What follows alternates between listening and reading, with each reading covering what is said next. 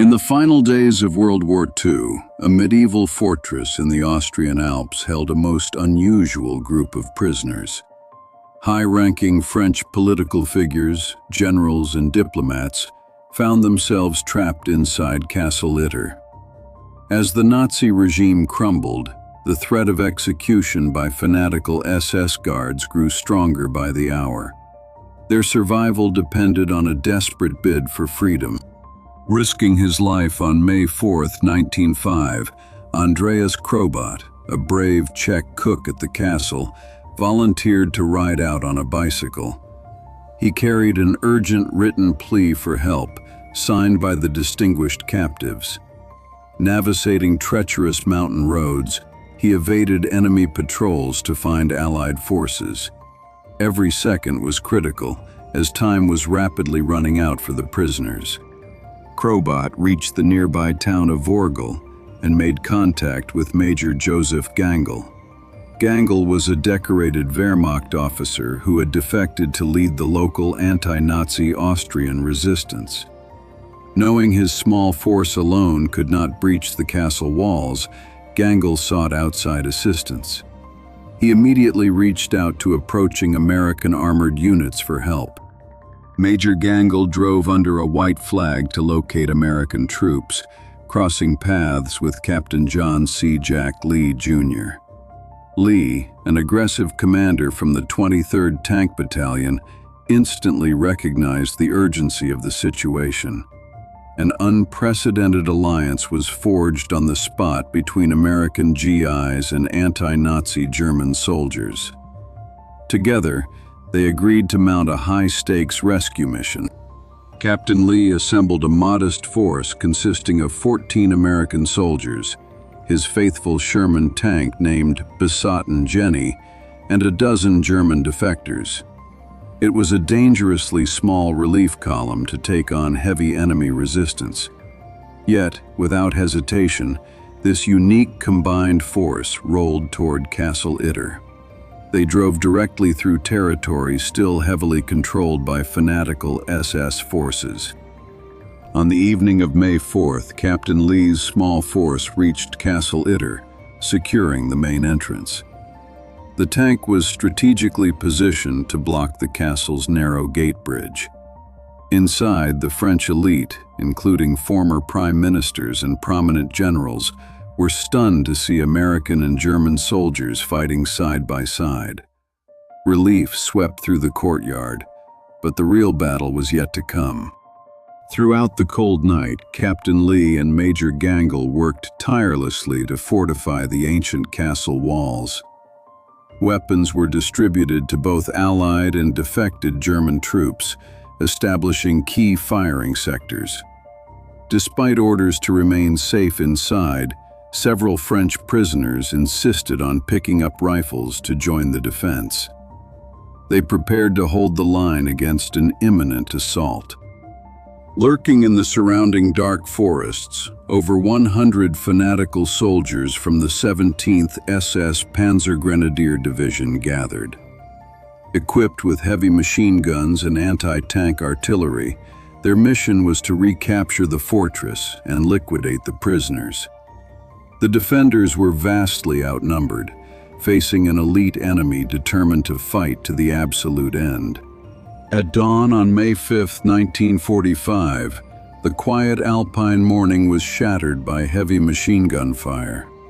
The SS launched a massive, coordinated assault from multiple directions against the castle walls.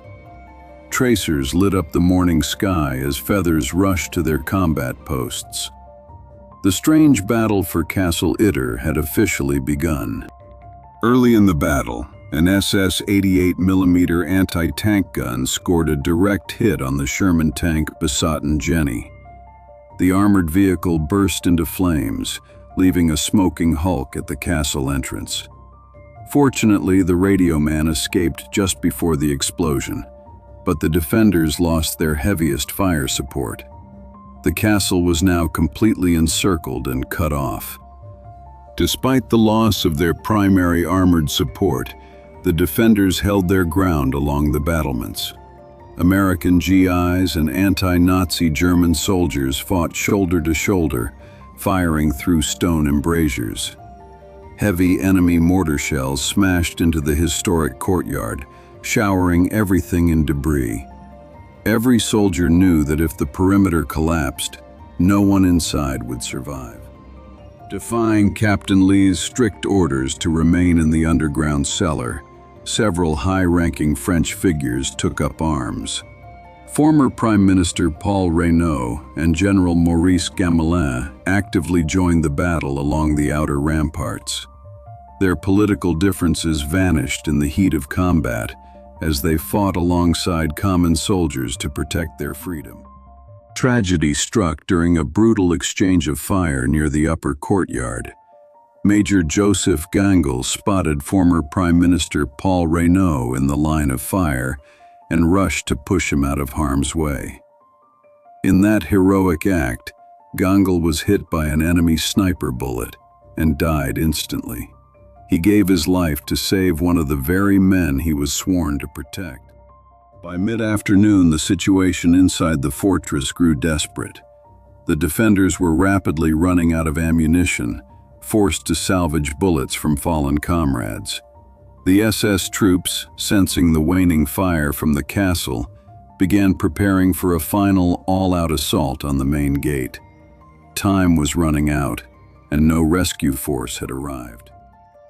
Realizing their communication lines were dead, Jean Barotra, a famous French tennis champion turned prisoner, offered to carry out a daring plan. He leaped over the castle wall, disguised himself, and dashed directly through enemy lines. Evading continuous rifle fire, Barotra sprinted toward the nearest Allied positions to guide the relief force directly to the battle. Fortunately, the 142nd Infantry Regiment was already pushing aggressively toward Castle Itter, alerted by the earlier messages. Guided by Barotra's precise directions, the relief column accelerated its advance through narrow mountain roads. They smashed through enemy roadblocks, determined to breach the SS siege before the fortress fell. At the castle entrance, the SS launched what was intended to be their decisive attack. Armed with anti-tank weapons and explosives, they breached the outer barricades. Defenders on the upper balconies threw grenades and poured rifle fire into the courtyard, fighting for every inch of ground in a frantic, close-quarters struggle. Just as the castle's outer defenses were on the verge of collapsing, the heavy rumble of American armor echoed through the valley. The 142nd Infantry Regiment arrived in force, striking the SS units from the rear. Surprised and overwhelmed by superior firepower, the remaining enemy troops were killed, captured, or scattered into the surrounding woods. By late afternoon on May 5, 1945, the Battle of Castle Itter was over. The combined force of Americans, anti-Nazi Germans, and French prisoners had successfully defended the stronghold against all odds. It became widely recognized as the strangest battle of World War II, the only time American and German troops fought as allies in combat.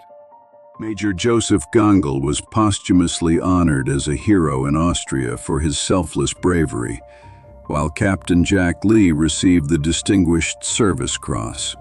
Today, Castle Itter stands quiet in the Austrian Alps, a monument to a remarkable moment in history where former enemies stood together in the name of liberty.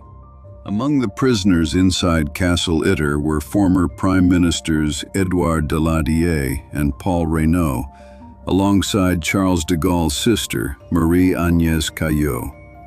These high-profile figures represented the political core of pre-war France. Despite their vastly different political ideologies, their shared captivity created an uneasy alliance under the looming threat of SS execution. As the siege intensified, the radio operator's attempts to maintain contact with headquarters failed. Damaged antennas and mountainous terrain cut off all vital radio communications. The defenders found themselves completely isolated, unable to request immediate artillery support or pinpoint the exact position of approaching Allied reinforcements. The surrounding forest swarmed with elite SS snipers, picking off anyone who dared to show movement on the battlements. Every window and exposed walkway became a deadly trap. Captain Lee ordered strict trigger discipline, forcing the defenders to conserve their scarce ammunition while remaining pinned behind heavy stone walls. Inside the command room, Captain Lee organized a rotating defense schedule. He integrated the German soldiers into key sector guard posts, trusting their familiarity with Wehrmacht equipment and tactical procedures. It was a surreal sight, American non-commissioned officers giving tactical orders to former enemy combatants. The attack was not just infantry-led. The SS brought heavy weaponry to bear on the fortress.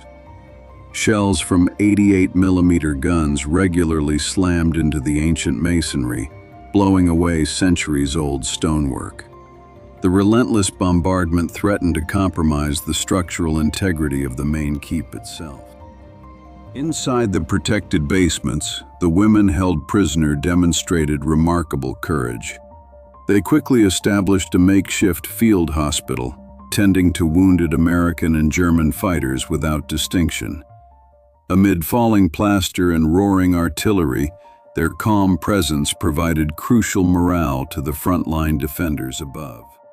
When SS shock troops attempted to scale the lower walls using improvised ladders, defenders launched a fierce counterattack. Hand grenades and concentrated rifle fire rained down into the courtyard below. The defenders fought with savage intensity, knowing that breaching the inner court meant total annihilation. Miles away, the rescue column faced endless obstacles. Demolished bridges, felled trees, and stubborn enemy ambushes slowed the 142nd Infantry Regiment's progress. Every roadblock built by retreating German forces cost precious minutes, while the defenders at the castle were reaching their breaking point. Hours of continuous combat without sleep took a heavy toll on the small garrison. Exhaustion set in as cold alpine rains soaked the defenders. Yet, despite physical strain and dwindling ammunition, the improvised coalition refused to surrender, maintaining a relentless defense against a superior force. Just as the last rounds of ammunition were being loaded into magazines, Captain Lee spotted a plume of dust and diesel smoke in the distant valley. The long-awaited relief column was finally breaking through enemy lines. The siege was about to end, securing Castle Itter's place in military history. Enemy snipers focused heavy fire on the castle's elevated observation posts to blind the defenders. Rounds continuously ricochets off the ancient bell tower, making observation extremely dangerous. Despite the intense threat, lookouts remained at their posts, relaying crucial movement reports of advancing enemy squads down to the defensive line. Meanwhile, the approaching 142nd Infantry Regiment had to fight through intense urban resistance in the nearby town of Vorgel.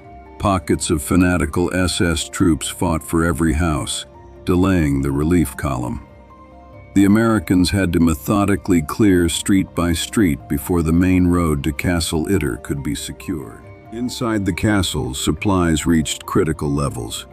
Defenders carefully redistributed remaining cartridges, assigning just a few rounds per weapon. Officers strictly ordered soldiers to hold fire until targets were at point-blank range. The line between victory and total massacre was narrowed to a matter of minutes. To cover their movement across open courtyards, defenders deployed their remaining smoke grenades.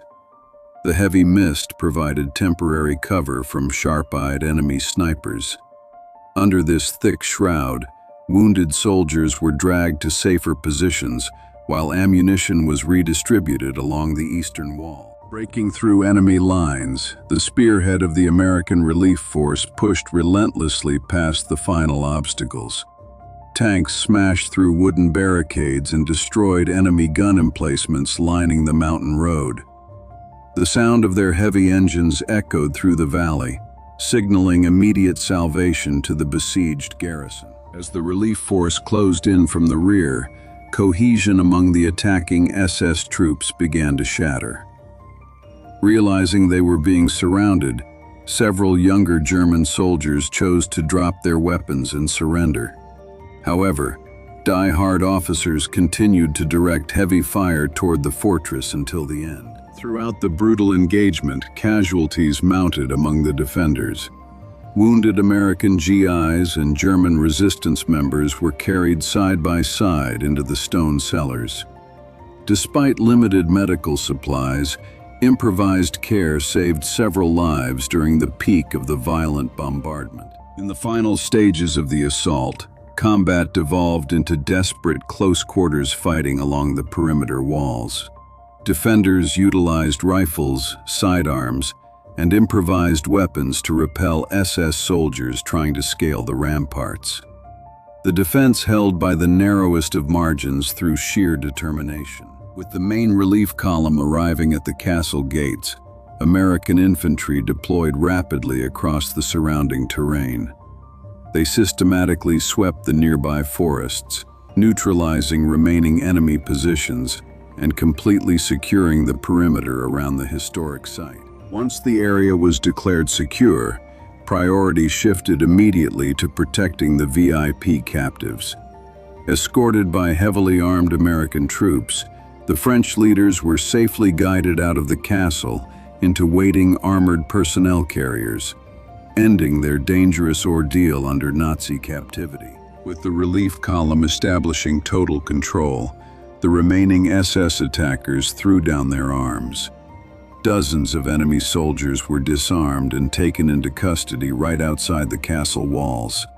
The heavy threat that had loomed over the fortress for days was finally eliminated, bringing quiet back to the Alpine Valley. Army medics worked quickly in the castle courtyard, administering blood plasma and bandages to the wounded.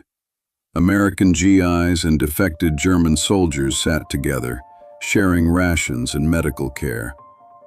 Combat had erased their previous enmity, replacing it with a mutual respect forged in shared survival. Major Joseph Gangl was buried with full military honors and celebrated as a national hero in Austria. His sacrifice saved the life of former French Prime Minister Paul Reynaud and altered the course of the battle.